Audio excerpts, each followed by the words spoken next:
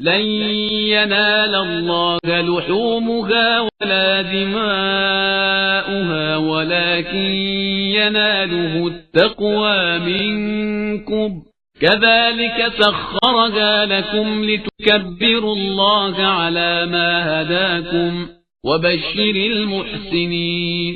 خدا تک ان جانوروں کا گوشت جانے والا ہے اور نہ خون. اس کی بارگاہ میں صرف تمہارا تقوی جاتا ہے. اور اسی طرح ہم نے ان جانوروں کو تمہارا تابع بنا دیا ہے کہ خدا کی دی ہوئی ہدایت پر اس کی کبریائی کا اعلان کرو اور نیک عمل کرنے والوں کو بشارت دے دو. بسم اللہ الرحمن الرحیم. الحمدللہ رب العالمین وصلی اللہ علی محمد وآلہ الطاہرین. موضوع گفتگو قربانی اور ہماری اس گفتگو کا عنوان ہے نہر اور ذبح. اب تک ہماری کچھ گفتگو ذبح کے بارے میں ہوئی اور نہر کے بارے میں گفتگو نہیں ہو سکی، تو ہم اس اپنی گفتگو میں نہر کی جانب توجہ دلائیں کہ جتنے بھی جانور حلال گوشت ہیں، چاہے وہ چرند ہوں چاہے وہ پرند ہوں، ان سب کو اگر حلال طریقے سے کھانا ہو تو وہ ایک طریقہ ہے کہ ان کو ذبح کیا جائے، یا بعض طریقے اور ہیں شکار وغیرہ کے احکام میں جو پہلے ہم بیان کر چکے ہیں. لیکن اگر اختیاری حالت میں ہم انہیں حلال کرنا چاہتے ہیں تو انہیں ذبح کرنا ہوگا. لیکن ایک جانور ایسا ہے کہ اس کو ذبح اگر کریں گے تو وہ حرام ہو جائے گا، وہ ہے اونٹ. بس اونٹ کو ذبح نہیں کرنا ہے بلکہ نہر کرنا ہے، اور باقی جانوروں کو ذبح کرنا ہے، نہر نہیں کر سکتے. البتہ مچھلی اور ٹڈی کے بارے میں یہ حکم ہے کہ ان کو شکار کر لیا جائے تو حلال ہو جائیں گی، کیونکہ مچھلی کو بھی ذبح نہیں کیا جاتا اور ٹڈی کو بھی ذبح نہیں کیا جاتا. تو ہماری گفتگو میں ہم پہلے کہہ چکے تھے کہ چوپائے اور پرندے، تو چوپائے اور پرندے جتنے بھی ہیں ان کو ذبح کیا جاتا ہے سوائے اونٹ کے. بس پہلے مرحلے میں بیان کریں کہ نہر کرنا کس عمل کو کہتے ہیں.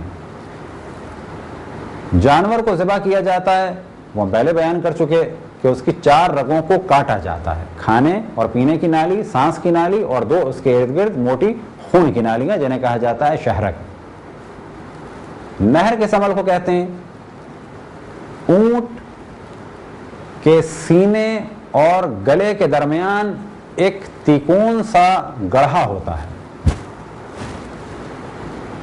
یا یہ سمجھ لیں کہ 2 ٹانگوں کے درمیان اور گلے کے درمیان، کہ جس طرح سے ہمارے 2 ہاتھوں کے درمیان اور گلے کے درمیان یہاں پر یہ گڑھا ہے، بالکل اسی طریقے سے اونٹ کی 2 ٹانگوں اور گردن کے درمیان یہاں پر ایک گڑھا ہوتا ہے. یہ مقام نہر ہے.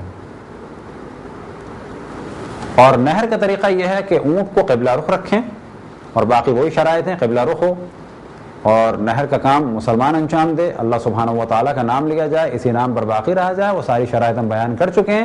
فقط اتنا فرق ہے کہ 4 رگوں کو نہیں کاٹنا ہے بلکہ ایک تلوار یا نیزہ یا خنجر اس طریقے سے اس گڑھے میں پریشر کے ساتھ داخل کرنا ہے کہ جس کے بعد اونٹ کا خون بہے گا یہاں تک کہ اس کا دم نکل جائے، تو یہ اونٹ حلال مانا جائے گا. اور اس عمل کو کہا جاتا ہے نہر.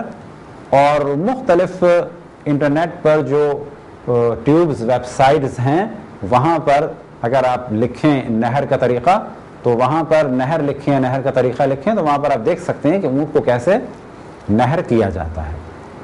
بس اگر اونٹ کو ذبح کیا جائے تو وہ حرام ہو جائے گا، اور اگر باقی جانوروں کو نہر کیا جائے تو وہ حرام ہو جائیں گے. اونٹ کو نہر کرنا ہے اور باقی جانوروں کو ذبح کرنا ہے.